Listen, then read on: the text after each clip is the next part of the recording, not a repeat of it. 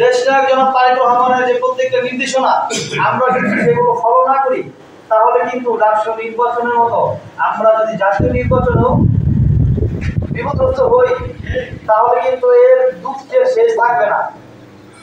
17 বছর আমরা কষ্ট করেছি, আপনারা কি আবারও সেই কষ্টের দিনগুলো ফিরে পেতে চান?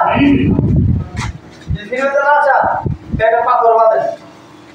আচার আচরণে সংযত হন, চিন্তা চেতনা আধুনিক হন।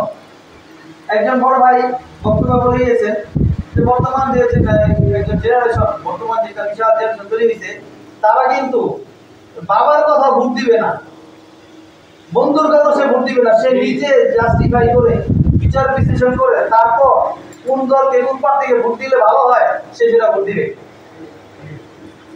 আমার নেতা আমার শালম ভাই জাতীয় নির্বাহী কমিটির সদস্য, আমি ওনার নেতৃত্বে দীর্ঘদিন রাজনীতি করে এসেছি, রাজপথে রাজনীতি করে এসেছি।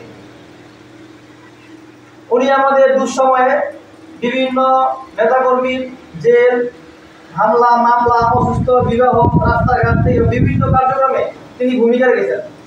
তদ্রুপ আরো আমাদের এলাকায় অনেক বড় ভাই সিনিয়র রাজনীতি করে, কিছু ভাই আছে, আমাদের আকবর ভাই আছে, পান্না ভাই আছে, সকলেই রাজপথ থেকেই এখানে রাজনীতির নেতৃত্ব দিয়েছে। তো তারা তো কেউ ভাই কোনো আকারে জড়িত না, কিন্তু আমাদের বদনামের ভাগ কেন নিতে হবে? কেন নিতে হয়? কিছু প্রলোভিত নেতাকর্মী আছে, তারা তাদের নিজের স্বার্থে নিজের লোভের কারণে মাদক ব্যবসা সেটা দেন, ইলিগাল সিমেন্ট ব্যবসা নিয়ে মানুষকে হুমকি দেন। আর অনেক কারণ আছে, বলে দলের ভাব নষ্ট করতে চাচ্ছি না, যেগুলো মিডিয়াতে আসে। দেখেন, আমরা কিন্তু কাউকে ভয় পাই না।